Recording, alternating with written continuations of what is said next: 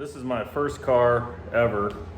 My dad bought it for me when I was about 10 years old, and it just sat in our garage, and it was a nice clean car, bone stock when we got it.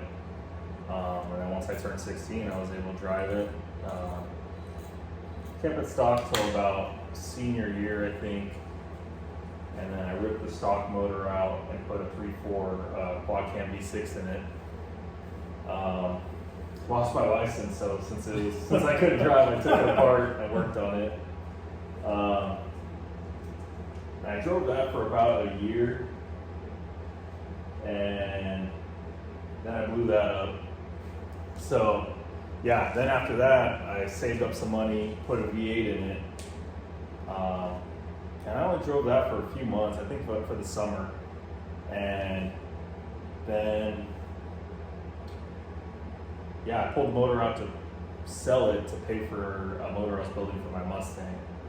It was never as fast as I thought it should be, and so I wanted to build something else for it anyway. So in the meantime, I was going to work on my Mustang.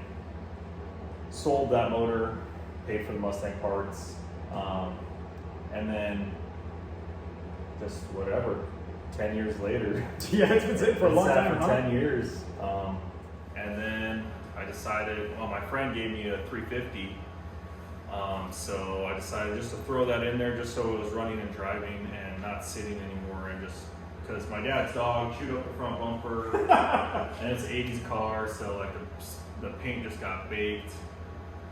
It used to have a nice paint job, obviously it doesn't anymore. So I put that 350 in there and drove around a little bit, and then a guy offered me, he wanted a stock motor, and he had a 425 horse small block, and so I traded him in some cash for it. That was last year. So I had everything to put this car together just how it is. I do want to turbo it, but just so it's not sitting forever again. It's going to get it running and driving with that 425 horse. Which is a ton for a tiny little rear engine car. So yeah, so that's what we're going to do. We're going to drop the cradle. I bought some things to upgrade, like I got cradle bushings. Cars always ran hot with the V8, and I run an electric water pump. So I got a bigger electric water pump. If that doesn't work, then I'll go to the radiator. It does have an aluminum radiator in it, but it's just a cheap China one. I made some headers for it. So these are the headers I made for it. And I wanted to turbo it, so I had that in mind. So this one bolts on the back like this, dipstick through here. So right now it just has a regular muffler and exhaust, but I can take off the crossover pipe and put a turbo on later. So yeah, that's where we're gonna get started. Let's give you a little walkthrough of the car.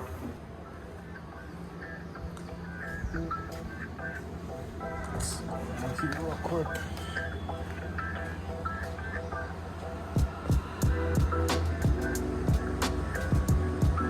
Do the pop-up headlights work? No? You just keep them up now? Yeah.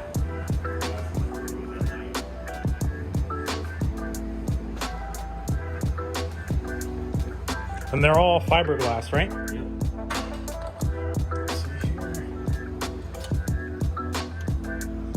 Oh, dude, I forgot. This is roomier than the Lotus. Way. Got a big old center there, console. All right, enough talking. Time to get started. We're gonna start by putting this car on the lift. And the way I always do it is, and how I made all the parts so it's easier, is we'll unbolt the cradle and lift the body off the cradle. Just leave it on jack stands. And then we'll put the motor on, the headers, everything on, except for a water manifold I made. That has to be put on because it wraps around the frame rail. But pretty much can assemble the whole engine package out of the car, and it's easier to work on that way. So awesome. We'll get started on doing that.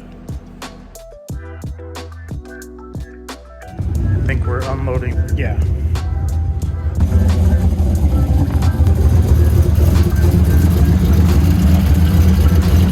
makes some good power though. Yeah, decent. Yeah. I was hoping for a little more, but they should. I'm pretty bottom end on this thing. Mine's tight. I think the anomaly is his car rather than your car. That's a lot. That's a lot of horsepower what the Mustang made. Yeah, no, I thought so too.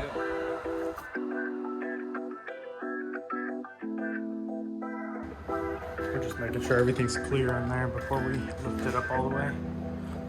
The ground was still attached over there to the left, but everything else is out of the way. The shocks are out of the way. Won't be getting caught on anything.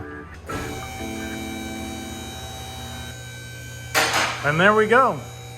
Man, that's a lot nicer to work on, huh? With nothing in the way. Yeah, you need to carry the flip motor. Getting some construction here. Yeah, no problem. Oh, thanks for the tip. Yeah, we're just gonna pick it up and throw it in here. Thanks for the tip, guys. Well, I guess let's give you guys a tour of the underbody of this exotic Chevy. Yeah.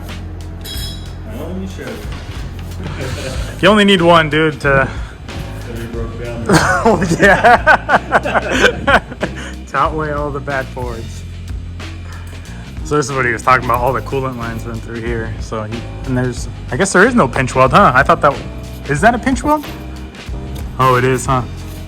Just everything's in the way here. Bushings out. I don't know. That I've never done. Dude, never fear. Aber Nugget is here. Yeah. Yeah.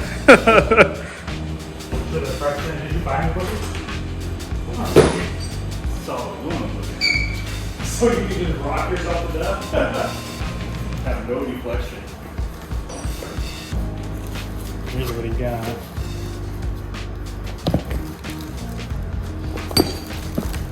He just wants to rattle his teeth out, I guess. There's this thin tin material. So bought these heavy duty ones that are. Oh, wow. Yeah. Found these in. Weld them in. Or weld them. And then put the solid bushing in. Instead of rubber. And on the rears, it says just pry on them.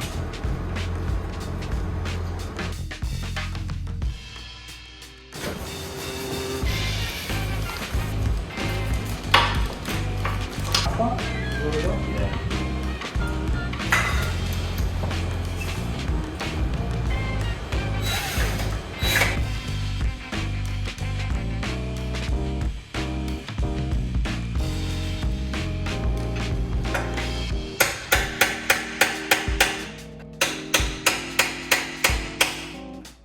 A few moments later.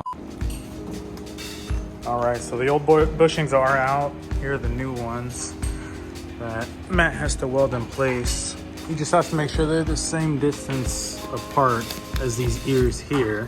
And then you just weld them in place, and that's what you get instead of a rubber bushing. Just an all aluminum bushing.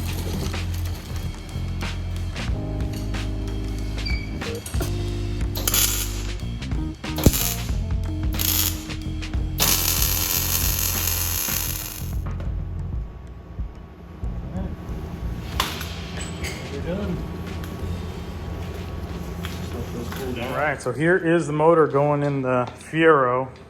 So it's a 355, so 350 board 30 over. It's got Manley pistons and rods, stock crank. It's got these turbo heads, is what they called them back in the day. They've been hogged out, port and polished on a flow bench. Old school Scorpion intake, which I kind of like because it's a single plane intake that is low. And then you can see here that they raised the runner up, so they built this up with weld so they could move the runner up, and then had to cut out the valve cover because they moved it up so high to get even more port volume.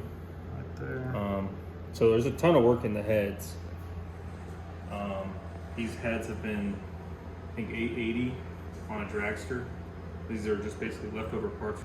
A dragster build just slapped it together with parts they had, and he has an engine dyno and a dyno at 425. Oh, awesome. So put my stuff on here.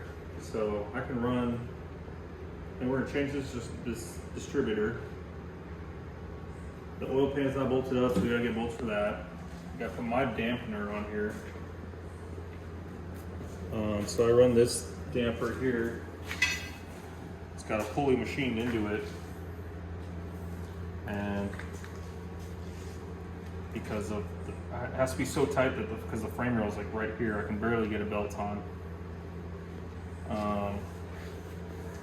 So yeah, we'll start putting my parts on and then bolt it up to the transmission, throw it together.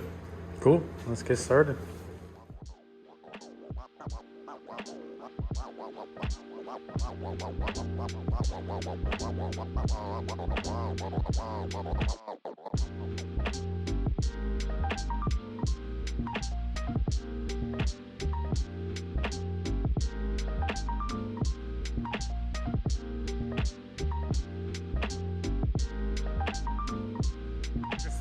Bolting everything up, headers are on. We're changing out the distributor, flywheel's on, Matt's going to get the clutch, got the adapter plate here. It's coming right along. Hopefully we can get that in here and maybe drop the car on it today. We will see.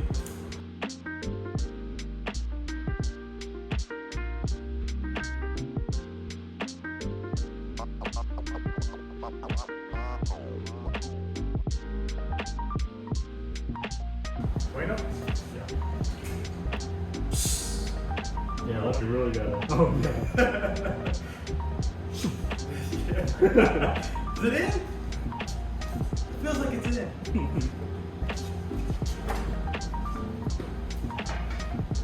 I need to go a little bit more.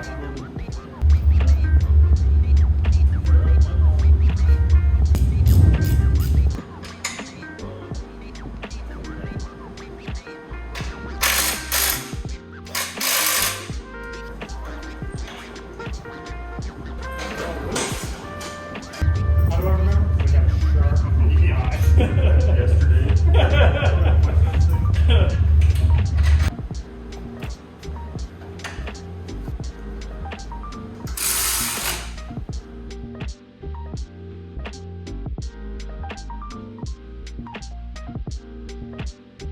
ran an HDI distributor before. I'm gonna run just 2-wire distributors, so I need to get a coil, I guess. So one of the external coil. Changing the water pump, like I said. So the wiring's there, I just have to make another bracket for it. Figure out the plumbing a little bit.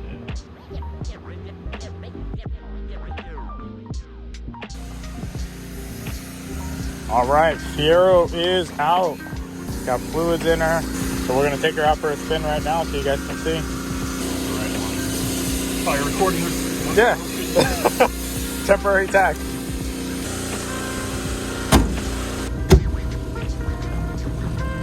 All right, guys. First drive. Yes, over half a tank.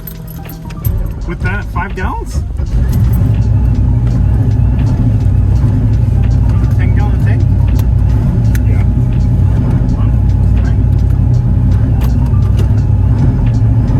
That one drags. It's in the rear. Oh, really? Right here, yeah.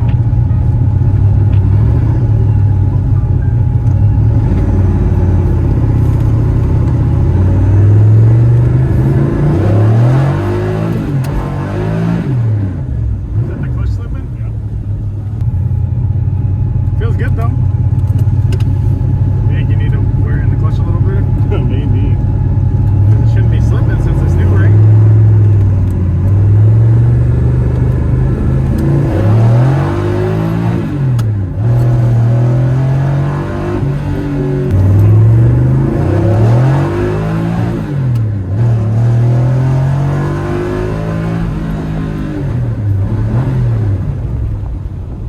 Brakes, man.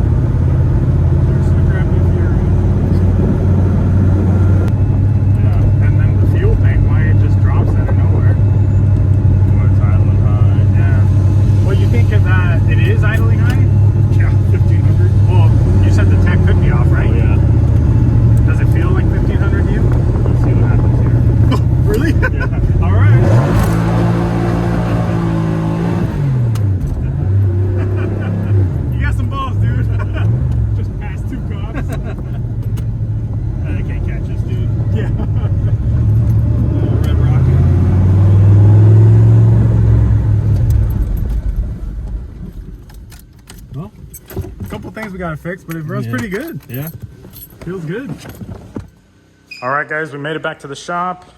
We've got a few things we're gonna work on, not right now, but here pretty soon. One of them was the shift linkage or something going on there. Yeah. What was the other thing? It's kind of, it idles up high and then sometimes it wants to die. I'm not sure what that is. So we gotta figure that out. It's almost like, I don't know, maybe the gas is getting hot. It's hydro-locking a little bit. So I'm gonna put a return line on that fuel system. It's just deadheaded right into the regulator, so Oh, that's right. I might be making some either hydro-locking or aerating right there. Other than that, it feels all right. It feels good. Matt's got a pretty high standard. Well, I don't know. It's a small car with the V8, expected to be quicker, but Well, we were also, the clutch was slipping. yeah, clutch was slipping And a you little couldn't get bit. it to shift Yeah, quick. So I mean, it has plenty of torque. It feels good. yeah. But we were slipping the clutch. I'm not exactly sure if the tack, I think the tack is close, but it's not dead on, so I need to fix that. What else? Dragging brakes. Yeah, the brakes are dragging. It did get hot, but we had the fan on the whole time, so it was still getting warmer. So it might be okay. We'll see. We can hook the fan up to a temp switch, but yeah, there's stuff to figure out. But at least to run the drives now.